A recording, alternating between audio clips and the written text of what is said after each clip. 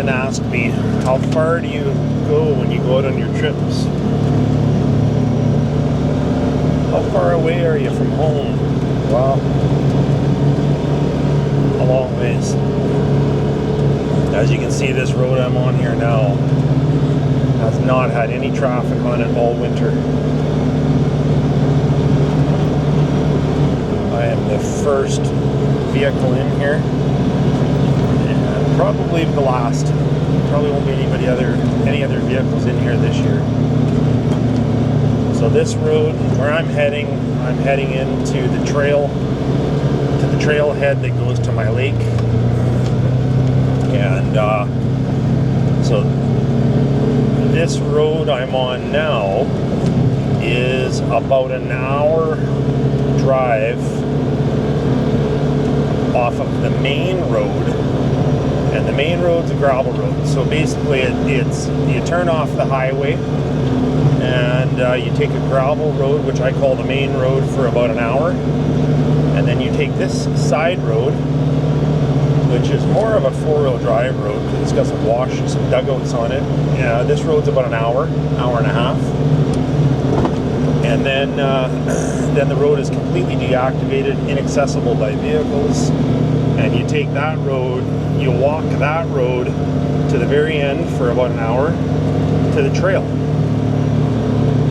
and then the trail cuts down to the creek, and you hike the creek for some ways, and then you pop over a ridge to the lake. So is it really that remote? Yeah, it really is.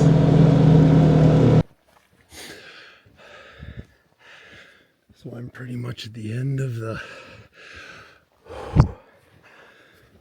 the old road grade, and it just turns into a trail from here.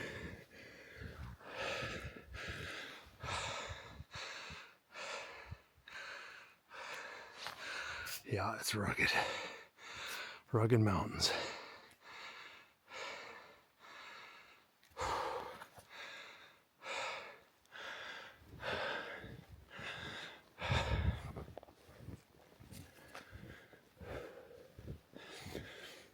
No fresh sign of anything in here, which is good.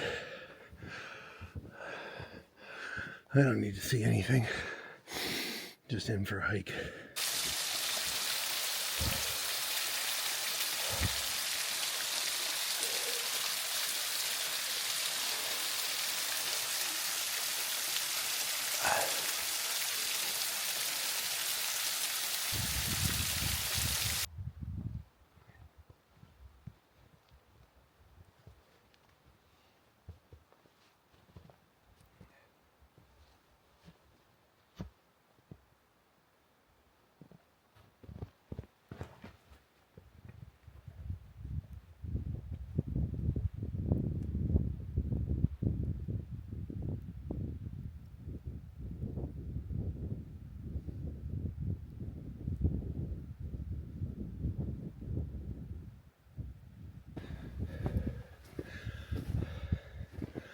Well, I got around that gorge. That wasn't fun. See these trees in here that I'm talking about? Like, I don't know if you can see, there's like 1, 2, 3, 4. There's quite a few.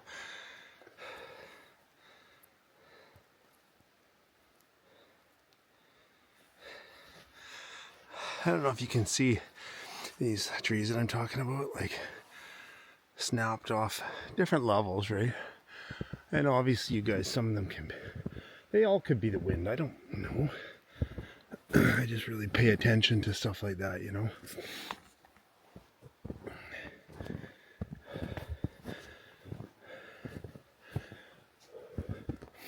So when I shared my encounters that I've had going way back when, obviously as as always happens when I start talking on camera, I kind of forget about some of the stuff that's happened, or forget what I was meaning to say, or that happens all the time. I just get kind of preoccupied in the surroundings, in the woods, and forget what I was gonna say. But there was a couple of other things that happened to me that some subscribers reminded me of after the fact, and one of those was that video I posted quite some time ago. I was out on a hike and doing a video, and that I had that shadow. It looked like a figure, but all you could really see was a shadow behind me. And that flash, remember that? You guys will remember that. The shadow with that, there was like a flash of light. It almost looked like a flash of light or something. And I didn't realize it at the time. It was brought to my attention by a subscriber.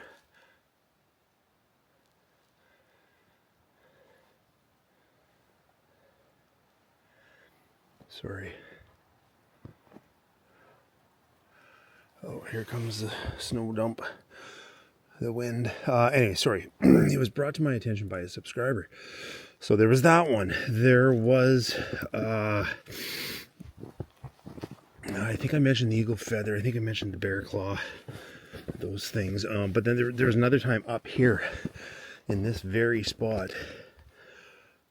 There was another time that, and it was spring. I was actually heading into the lake to do some fishing. And it was early morning again, because I always head out early in the morning. It was early morning, and I just walking along, just like this, and as clear as the day is long, I heard a voice. I heard something, like someone talking right directly to me, but it sounded like it was right beside me. It was a little bit alarming. It was a little bit alarming, and I kind of stopped and I was like, hang on. Yeah, so it was a little bit alarming, and I was kind of like, what the hell is that? And I heard it a few more times, and I'm looking around, and there's nobody there. Again, I am way back in the woods, and some of the stuff that had been going on, I was like, you know, I think it was I can't remember. There was something that had happened just prior to that, and I was like, should I be sharing this with Steve, or should I just keep my damn mouth shut? No, you know, not that I didn't trust Steve. I was just like, is this something that I should be sharing with Steve that potentially could be shared with a vast number of people? Or should I keep this to myself? And I didn't know what to do. And anyways, I had this, like I say, very distinct voice in my head say, Steve is a good guy. He can be trusted. And I don't know if that was my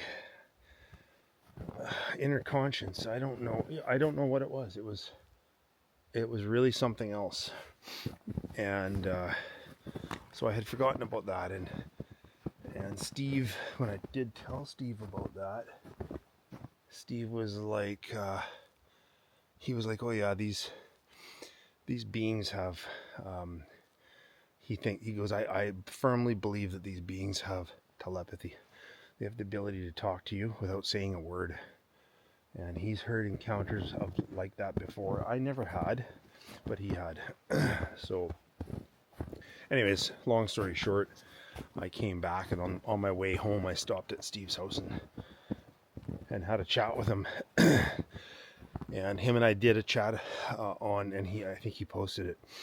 And I said to him, I'm like, I was skeptical, man, and nothing against you personally. I was just you know, I'd shared a lot with you, but I have shared a lot with you, but I was like, didn't really know if this one should be kept to myself or whatever. And he said, and then I said, but this is what happened. And he was like, wow, like freaking bizarre. And it is. It's friggin' bizarre, man. You know, it's not until you come out into these massive, huge, vast woods that you realize that how small you are, how small people are, the human race. You know, we're very significant in the cities and towns, but you come out to these places and like, that's weird. Look at that.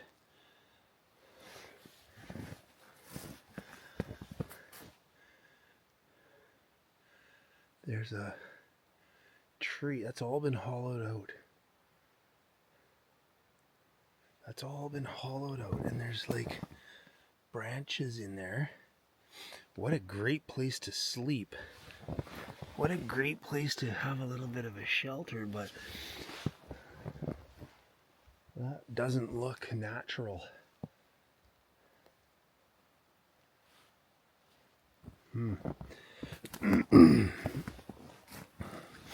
That does not look natural to me. Looks like somebody or something dug that all out.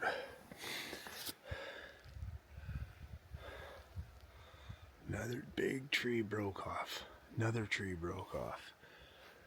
I don't know. Anyhow, I'm gonna try to maybe work my way back down to the creek here, so we'll get some more video down there.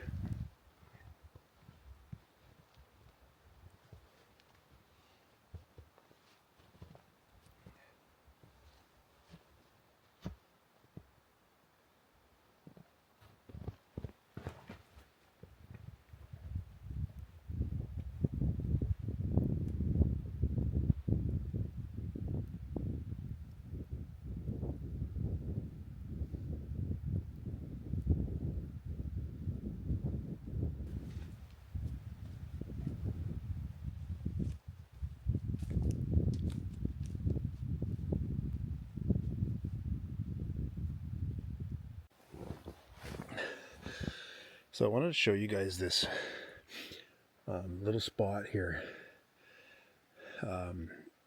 I've come across this quite a few times, this actual spot.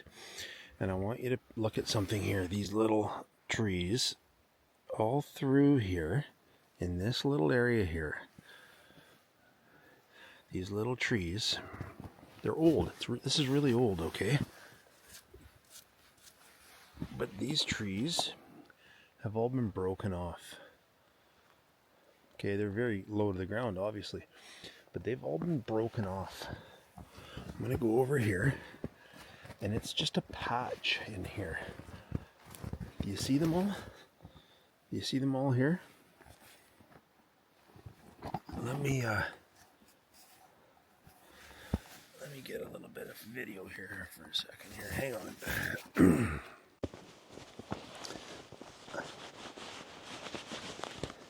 So I wanted to show you guys this, right?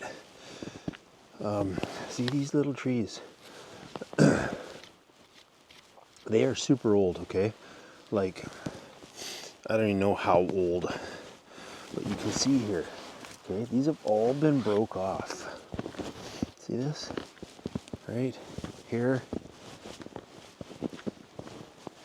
There's one here, another one here. You know, up in here, there's all sorts of them in here.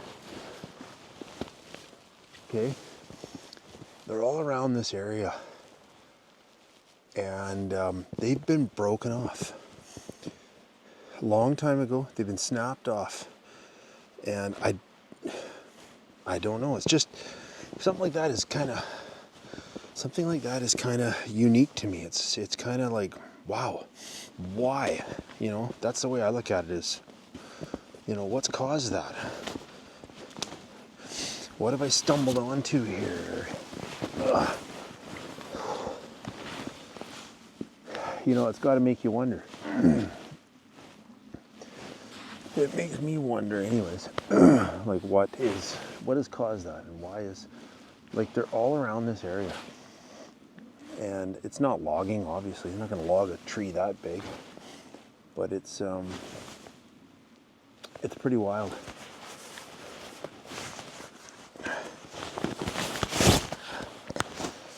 Brought my gloves this time because I'm going to need them. I actually should sit on these so my ass doesn't get wet.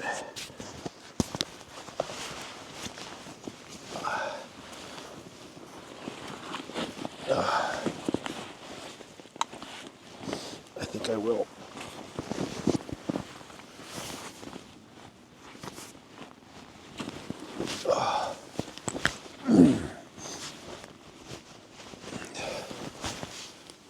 So, a bunch of people have been asking me to share a few more of my hunting stories from over the years with you. So, no glasses on yet. You want to just hear some of my hunting stories? Well, listen up. If you don't, come back when the glasses go on, I guess. But anyways, so I had one time back in, would have been like the late 80s, maybe right around 1990 or so. And I was deer hunting, mule deer hunting up in central British Columbia. And like when I do my hunts, for the most part, I go a long way. I still do. I go a long ways away from people and from the main roads, and like on my moose hunt now, it's a long trip in. And back in the day, I didn't have a side-by-side or anything, so I just drive my truck way back up into the mountains, and I would head way back. I take a pack with me, and sometimes I'd go for 4 days or a week, or sometimes 2 weeks. And so on this trip, I was deer hunting for mule deer. It was early November, or mid-November, I think it was, just before the rut. But it was kind of a harsh winter, so I went a little early. I went in mid-November as opposed to sort of the latter part of November. And I'm going to tell you guys 2 stories, but anyways, 3 stories maybe. So anyways, I had my pack, and I was going into this area for 4 or 5 days. I had about a week, and I'm like, okay, well, I'll go in for 4 or 5 days. It was really cold. It was like, it was 15 to 20 below at night, and highs of like -10 during the day. It was really cold, but there wasn't a lot of snow. So anyways, I headed into this valley that I knew of. I hadn't been into the area ever before, into that valley. So I headed in there, and I always travel creeks, right? So creeks or rivers if I can, or game trails or whatever. So anyways, I hiked in there, and I got in there a long ways, and I was up on this ridge, timbered ridge, and I was hiking this timbered ridge, going further back into the valley, and it was late afternoon, and I got a whiff of like smoke, and I'm like, from a campfire or a fire or something. I'm like, so I could smell the smoke. I'm like, that's odd. Like, there must be somebody else in here hunting or something. But I didn't see any vehicles where I had parked. I didn't see any tracks of any kind or whatever. So I was like, that's kind of strange. But anyways, I carried on, and the smell of smoke got a little stronger and whatnot. And and then I'm still up on this ridge, and there's a bit of a meadow down below me, and there's a little tiny pothole, like Beaver Pond Lake, down in this meadow, grassy around the meadow, or grassy meadow, and then timber, and so I'm looking down there, and I could see smoke coming out of the trees. So I used my binoculars, and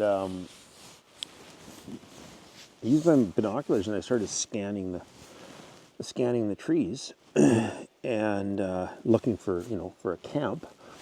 And as I'm scanning the trees, and like I say, you guys, it's mid-November. It's probably like 10 to 15 below zero. And as I'm scanning the trees, I see a person walking, like just in through the trees, see this person walking, and it was a woman, and I was like, I kind of looked, and I was like, that's kind of odd. And then like 10 feet behind her, kind of walking with her, there was a young child, and I'm guessing, I don't know, maybe 10 years old, 8 years old maybe, walking behind her. And they were picking up wood off the ground, like branches and stuff, and carrying them. And I'm like, that's weird. Just because, not weird to see a woman out in the woods by any means, but it was weird to see a young child. And they were dressed pretty rough. They both had on like, she was wearing like heavy brown coveralls, and she had like a native knit wool sweater on, heavy wool sweater, and she had like a wool hat, with the kind of like almost like a toque kind of, and they have like the strings that come down off the side of them, whatever they're called. And so she had that on, and the young child had on the same type of coveralls, like these brown, but they were dirty, and like, anyways, same type of coveralls on, and the child had on some like black, like toque type thing right over its head, his or her head, and gloves on and everything. And I'm like, I'm standing there on this ridge watching that, and I'm just going, that's kind of weird. And so anyways, I'm watching for a few minutes, and absolutely scared the living shit out of me. Okay, because I was only, I don't know, I was in my early 20s, right? And I'm way back in the middle of nowhere by myself. My mom and dad knew where I was hunting, but again, we didn't have GPS or anything like that, and it scared the living shit out of me. I'm standing there watching these people through my binoculars, and this voice goes, "What are you doing?" And I freaking near dropped my binos, and I spun around, and there's a guy there standing behind me, and this guy is probably only 20 feet from me. Okay, and I would guess he was probably in his early 30s, something like that. Had quite a long beard, but no gray in it or nothing. So I'm just kind of guessing at his age, but I'm thinking he was probably around his 30s. And he had an old, beat-up canvas cowboy hat on, and he had on like brown, very similar. I think they were jeans. I don't know if they're coveralls or not, to what the woman and child were wearing. And he looked rough, like he looked really rough, and I was nervous. I had my gun slung on my shoulder. I always walk with my gun loaded, fully loaded, safety on, one in the chamber, and this guy looked rough and scary, and I just stared at him. I said, "Oh, hi." I said, I'm in here hunting." And he just stared at me like, and he goes, "What are you hunting for?" And I said, "I'm hunting for deer." And he's like, then he, stares at me again, and he goes, "You're a long ways from any road." And I said, "Yeah, I parked down at the end of the logging road there and hiked the creek, and I said I was planning to come in here for 4 or 5 days hunting mule deer." And he kept questioning me. He seemed very, he seemed like he didn't believe me, that that's what I was in there for. And he goes, "Did you know that I was here?" And I go, "No, I didn't know anybody was here." Like, I said, "Are you hunting in here?" And he just shakes his head like this.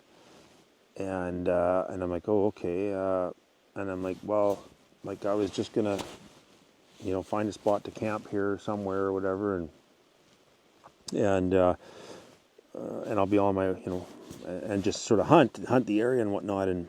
And he kind of nods like this, and he goes, "Come with me." And I'm like, "Holy fuck, like, this is probably not a very good idea." And I'm like, well, it's okay. Like, I'll just, you know, if you guys are in here, this is your area or whatever. I says, I'll just get out of here and carry on. And he's like, there's not enough daylight, or there's not enough time. He goes, it's going to be dark soon.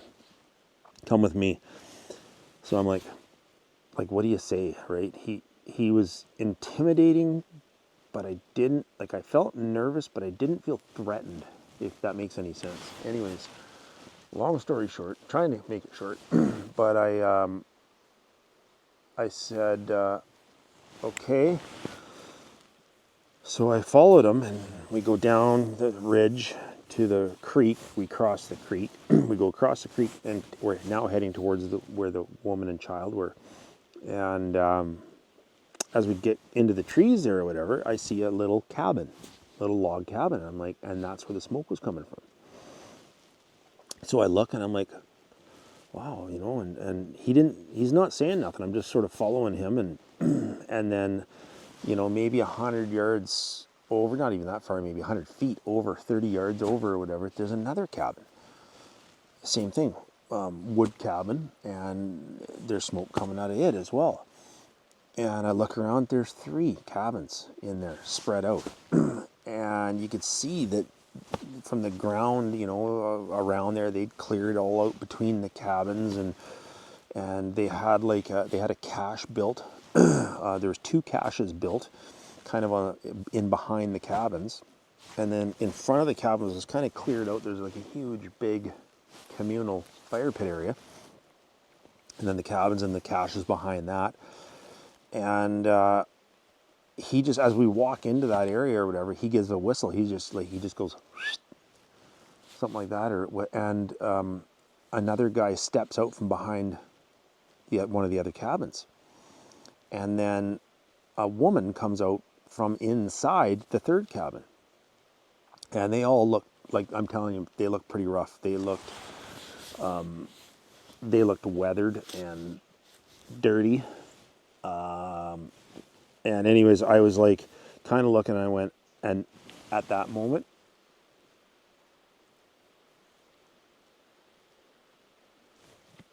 sorry guys, at that moment, I kind of went, oh shit, this was not a good idea. I should have not come in here.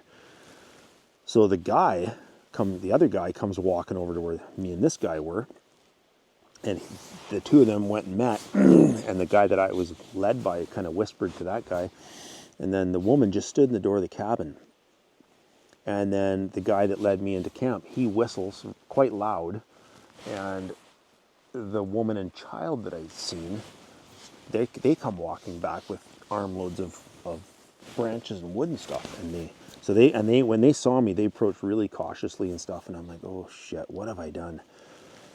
So anyways, they kind of come in, and so the guy comes, there's the 2 guys standing there, the woman and child kind of come over by them, and the one woman is still standing at the cabin door. She closes the door, she goes back inside. And anyways, so the guy that led me into this camp says, you can camp there for the night. So there's kind of beside the one cabin, there's just a leveled off area or whatever, and he goes, you can camp there for the night. And so, you know, I'm not inside their cabins or anything, which was good. And so once again, I said, are you sure? Like, I'll just, I don't mind just being on my way, leave you folks alone. I said, I'll head over the ridge and into the next valley or whatever. And I said, I'll hunt like way over there and leave you guys be. And he's like, no, there's not enough daylight. And I'm like, yeah, so it's going to get dark. And then what's going to happen? Are you going to cut my head off in the middle of the night? I was kind of nervous. I gotta admit. And, anyways, so I set up my tent, and I had my 300 still loaded right there beside me. So I set up my tent, and then I went down to the creek, got a pot of water, and I came up and I got a little fire going, and I got my pot of water, and I went to put my pot of water on the fire, and he comes walking over. The fellow that led me in there comes walking over, and he goes, "You'll eat with us tonight." And I said, "Okay. Are you sure?" I said, "I have food." And he goes, "No, you'll eat with us." I'm like, all right. I hope I'm not the main course. Anyways, you guys, I did spend the night there, and they got a fire going out front, and then it got really, really cold. So this man invited me into his cabin with his wife, and it was his daughter.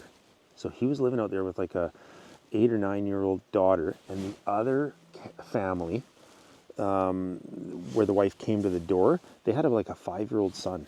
So there was 2 kids, 3 families living out there. And anyways, we went into the cabin, and all but the other 2, the one cabin had a husband and wife, or boyfriend and girlfriend or whatever. They never came out. They never came over, but the other ones did. And the little boy and the girl played together I mean, we're talking a tiny cabin, okay? This cabin was literally, I would say, 12 by 18. And the kids played together, and we sat there and talked and stuff. And they were pretty cautious on what they said for quite a long time, and then they kind of started to open up a little tiny bit, because I told them that I'd hunted in this area for, you know, for the past like 10 years, 8 years or whatever. And I said, you know, I've been all through here. I said, I'd never been into this valley. I said that there's another valley, which I'm not going to say the name of it. I said, that blank creek, I said, I've hunted over there lots and stuff. And he goes, oh, that's quite a ways from here. And I said, yeah, I know, I've always wanted to come into this area, and that's why I'm here, sort of a thing. And anyways, they'd lived in there. The 2 families went in there first, and the son, the boy was, no, sorry, the daughter, the girl was already like 2 years old. So I don't know, again, I don't know, they didn't say how old they were, but I think he said that our daughter was 2 or 3 when we came out here, and the other family came with them. Then they had the son, and again, the son was younger, but, and then he goes 4 years later, 3 years later or something, the other 3rd family joined them. And so 3 families living back there, and you could see that they were starting to establish a homestead back there. They had some small vegetable gardens sort of dug out or whatever. Again, it was winter, so there was nothing in them at that point in time. But I tell you, I did not sleep a wink that night. They actually said I could sleep on the floor inside their cabin by the wood stove, and I'm like, no, I'm totally fine. I've got a good sleeping bag. I'll be fine. So I went out to my tent, and I honestly don't think I slept a wink. I was just nervous. I was like, this is bizarre. And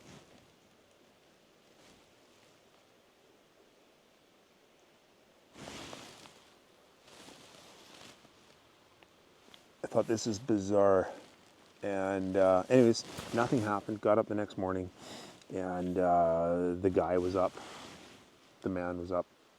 And I packed my stuff, and I said I'll be on my way or whatever. And it was nice enough. He's like, yeah, be safe out there. Be careful. You know where we are if you need to retreat. So I said, great, thank you very much. Shook his hand and was on my way. But I don't care who you are. You see something like that out in the woods, out in the middle of nowhere, I don't care who you are. It raises some alarm bells. And I heard, I never went back in there again. I actually got out of there, went into it like 3 draws over, got quite a ways away from them, and because I just didn't know. And then about 5 years later, a good friend of mine that lives not far from there, he said that that there was a number of them that lived in there now. There was like 8 or 10 families that moved back in there and were basically kind of homesteading, and there was nothing. And it was just, yeah, it was bizarre. Anyways, so there was that one. That was quite the event. Going to get a couple emails read out for you guys. I want to give a little shout out to one of our good friends, Cheryl. Cheryl comments to me quite often. We've talked back and forth, and I'm going to be reaching out to Cheryl here really soon and having a phone conversation with her. But Cheryl's going through some health issues right now, and and I think about her often, hoping that she's that she's doing okay, and just reminds you that without your health, you really don't have much, right? So just wanted to let you know I'm thinking about you, Cheryl. Hope you're doing well, as can be anyways. So.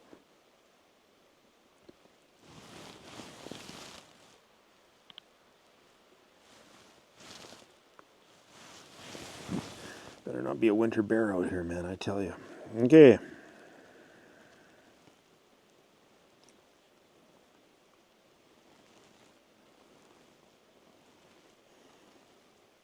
Just about thought I was keeping up.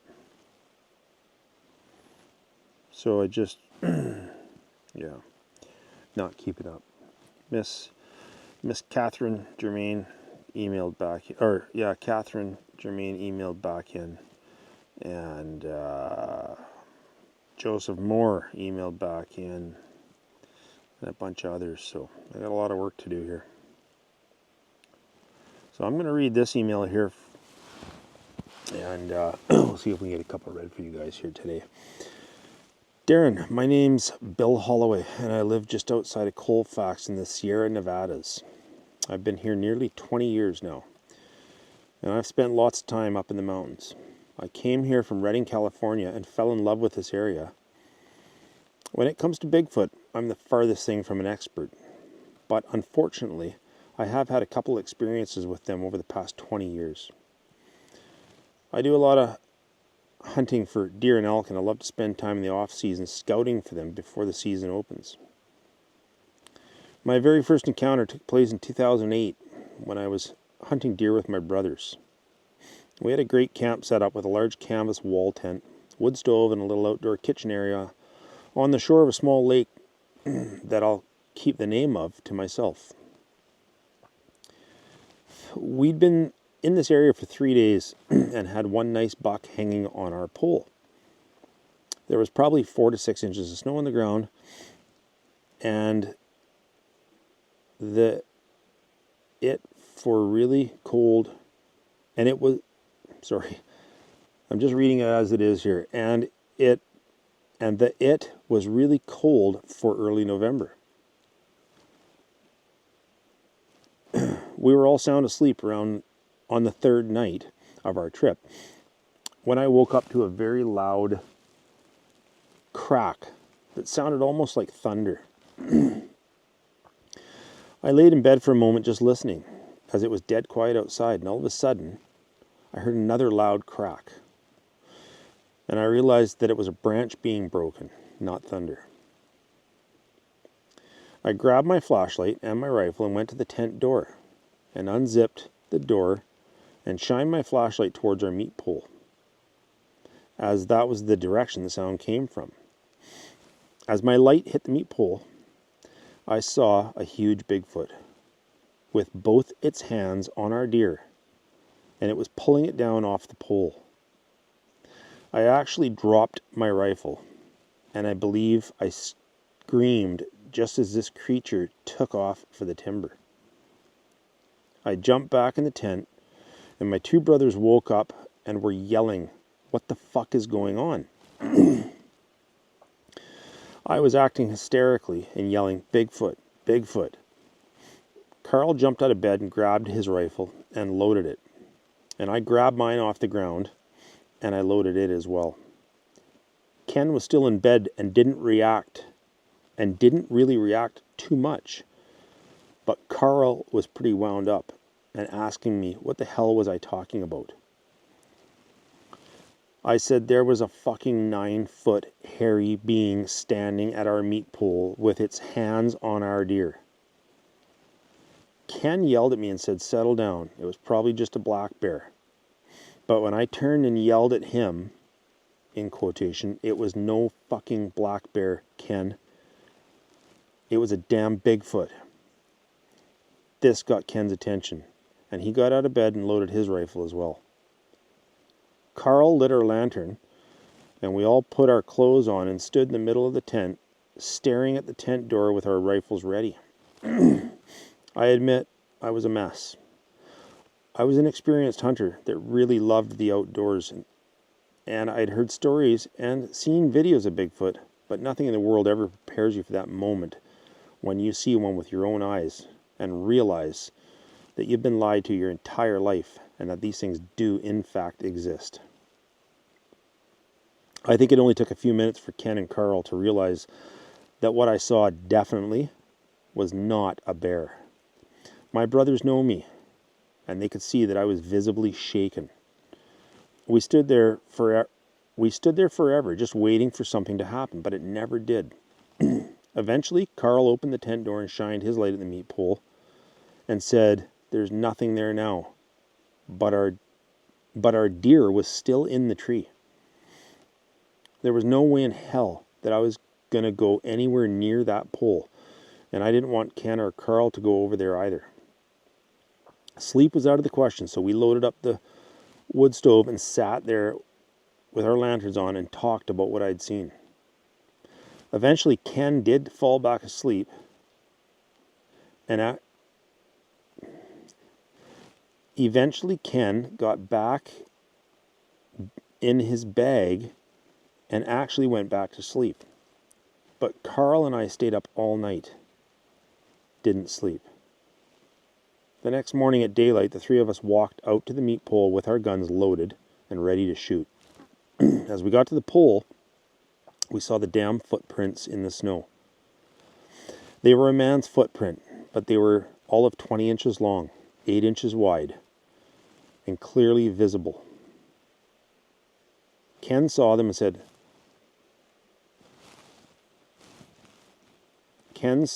and said, "Holy shit."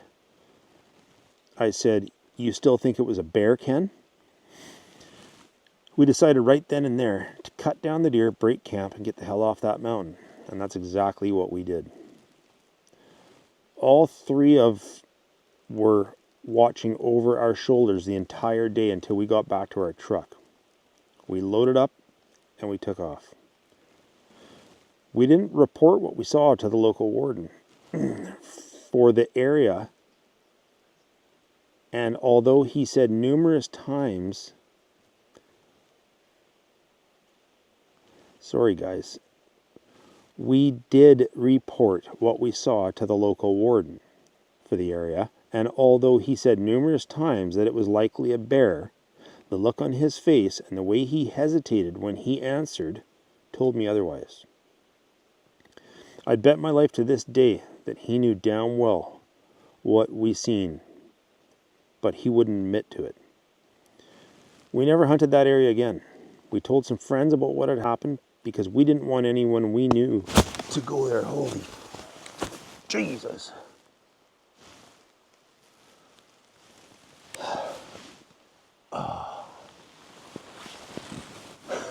Scared the shit right out of me. Oh, sometimes I wonder why I do this to myself. Snow fell off the tree, I'm hoping. Nothing threw it at me. God. Sorry, guys. We told some friends about what happened because we didn't want anyone we knew to go there either.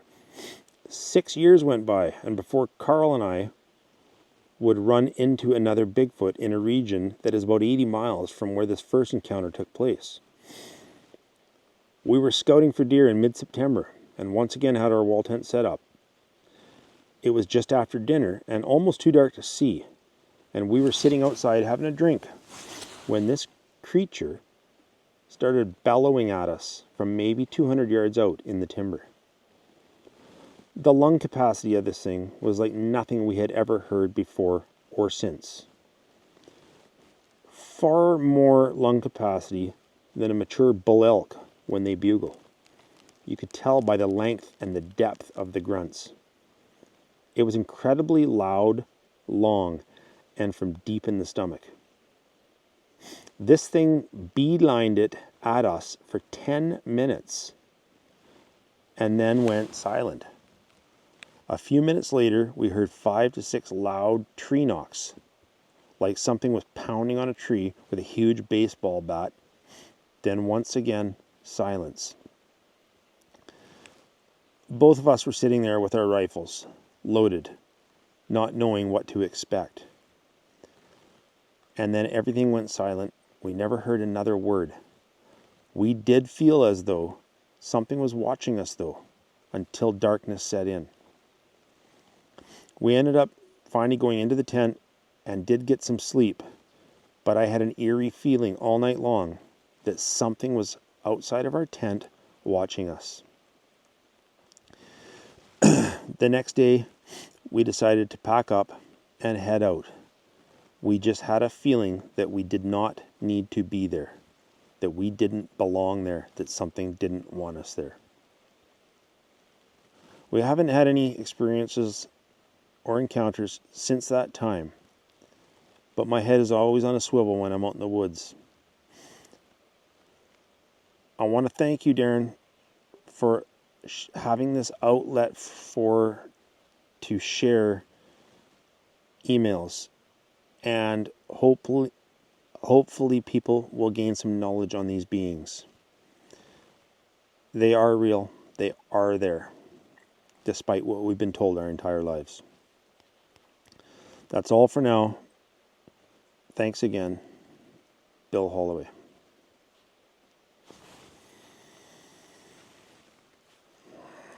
Wow, Bill.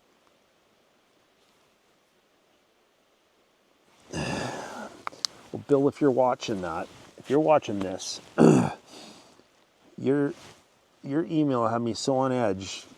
You guys are probably going to laugh your ass off when you see this, but a huge chunk of snow fell down, hit me right in the shoulder here, and I almost leapt right out of my skin. I continue to do this to myself.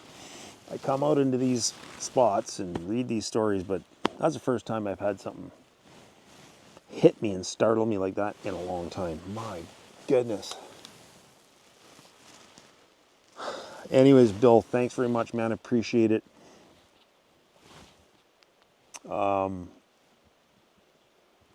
Yeah, once again, right? I've had grizzlies come into camp and rip moose quarters out of the trees, and I just couldn't imagine. I've seen them do it. I've caught them red-handed, and I just couldn't imagine hitting my light on a meat pole and seeing a 10-foot, 9-foot, 10-foot Sasquatch, Bigfoot, hairy man reaching up, ripping my deer out of, or elk or moose out of a tree. I just can't imagine. And I don't know how you guys could have stayed there that night. Like, that is, you got some kahunas, brother. I mean, I guess I'm one to talk, right? I'm right in an area that I found 15 or 20 dead animals in a pile, bones cleaned right off and not eaten, so it's not wolves. And I'm back here, but I guess to each our own, right? Anyways, Bill, thanks very much. I will reach out to you, man. And it's just another encounter. It's just another confirmation for me when I hear these emails, when I read these emails. It's unreal. Okay, can I get through one more? I don't know. My word. Guys, that scared the shit out of me. I gotta tell you.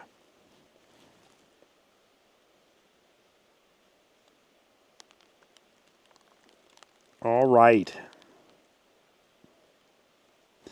Here we go. I remember this one.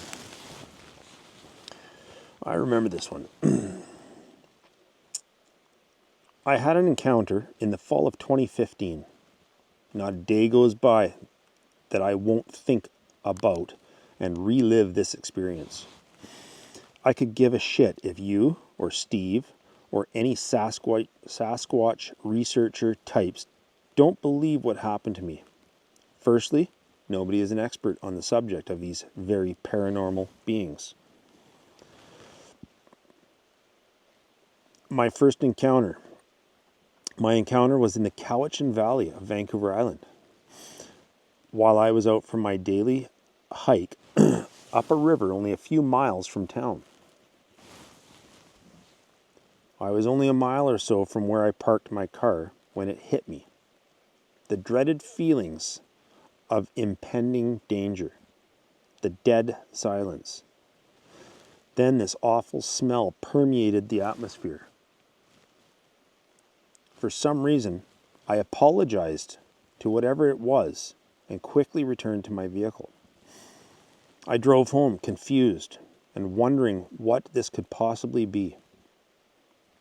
I returned home a short time later, picked up my wife to go grocery shopping.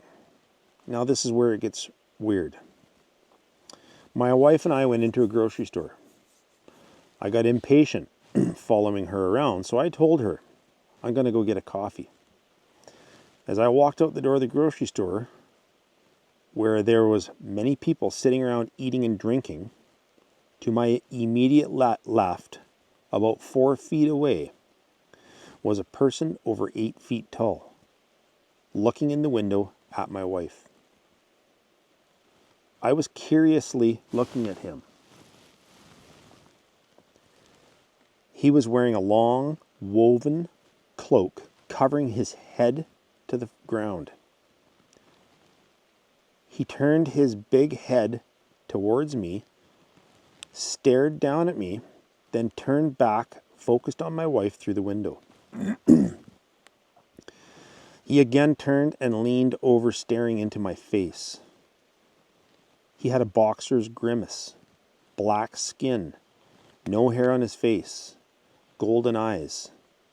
I felt no threat and wasn't afraid. Nobody sitting near or around noticed or looked at this giant black thing. I was perplexed. What should I do? Why was he looking at my wife and me? He leaned over, staring into my face again, so I cracked half a smile.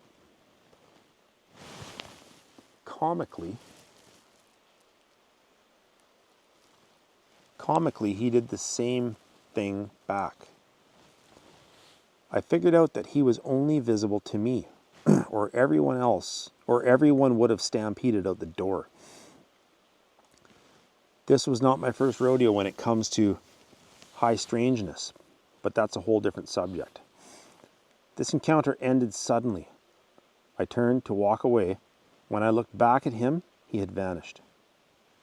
I have since found footprints on the trails, following me from behind.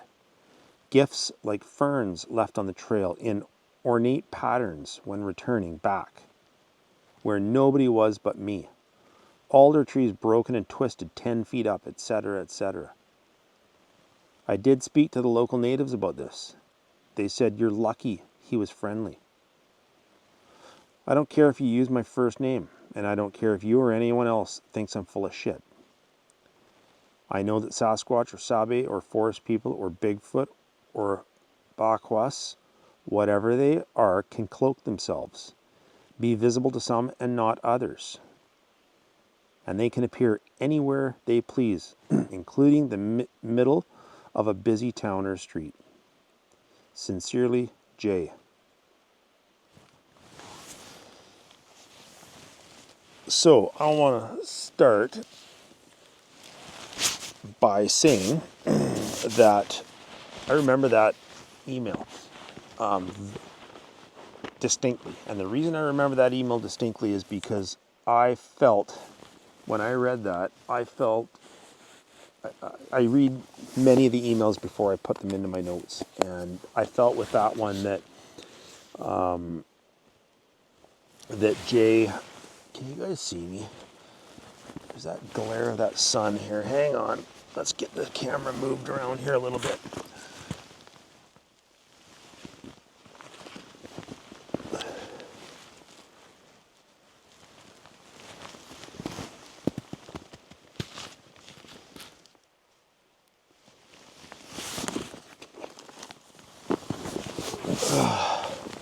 Is that better? Sorry.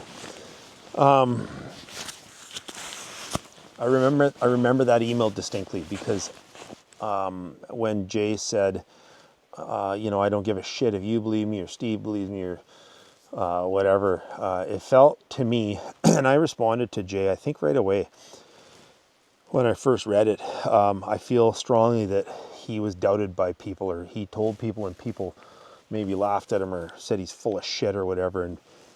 And you know what I say to those people? Go piss up a rope. Beat it. Don't doubt somebody. Until you've walked a mile in their shoes, don't doubt them. And I don't doubt you for 1 second, Jay. I would never call you a liar. I don't doubt your story 1 second. I think the abilities and the powers of these people are something that we have no idea. And I think I said it earlier on my hike today, there is no such thing as a Bigfoot expert. Researcher, like, you know, these so-called Bigfoot researchers, as far as I'm concerned, most of them are just an absolute joke. When it comes to Bigfoot researchers, honestly, and you want my opinion, and I'll give you my opinion. In my opinion, what's going on in my camera here?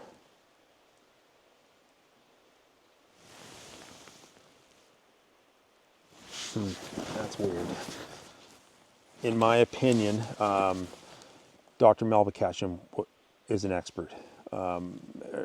She's not an expert. She's a researcher, very valid researcher. The late great Scott Carpenter was definitely a researcher. He knew things about these people. The rest, like I say, I just don't believe in the researcher thing. You know, these Bigfoot hunters and all that shit. I don't believe in it. I think it's all a hoax. So anyways, Jay, I totally believe you, man. Hard to wrap the head around.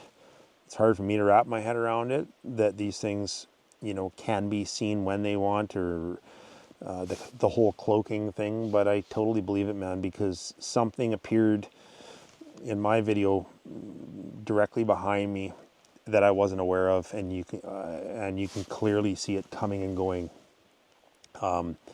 There, you know, the flashes and the thing would just disappear, and then it'd show up again and move. Like, so I have to agree with you 100%. And nobody on Outlaw Country is gonna call you a liar, man, or doubt you. And you know, I'm sorry that obviously it feels to me like somebody has in the past, because there's no need to be defensive here whatsoever. I'm glad you shared. I thank you very much. I'd like to know if you've had any more, experiences or encounters at all. And so make sure and reach back out to me. I'm going to email you again. You did leave your number, Jay. I don't know, maybe shoot you a text. You're only an hour from me, not right now, but from where I live. So if you're still in the Cowichan Valley, maybe we can get together sometime and have a chat about it. I'd love to do that. So anyways, I think that's going to be it for now, guys. I got to get rocking and rolling here and see if I can get up to the lake or not. See if I can get up to the lake or not, and maybe get you guys some more footage from up there. But I hope everybody's doing well. Those people that emailed in, Bill, Jay, thank you very much. Lots more to read, guys. I just got to find the time to sit down again. Maybe tomorrow, the next day, I'll get another group read out for you. And all right, so be safe. Get out and do what you love to do, even if it's just for a short period of time. Do what you love. Be safe and be a good person. Okay? Don't be a douchebag. Don't be a shithead. Be a good person. And that's all I got. All right? I'm going to hit the trail. It's starting to get cold. So we're in a motor.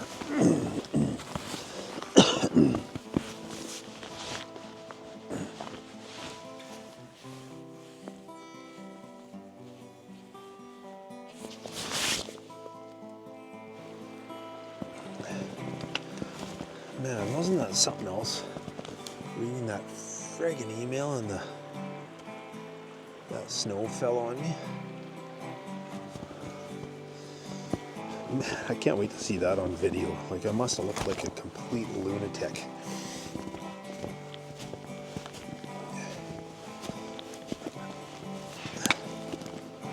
I must have looked like a complete lunatic, eh?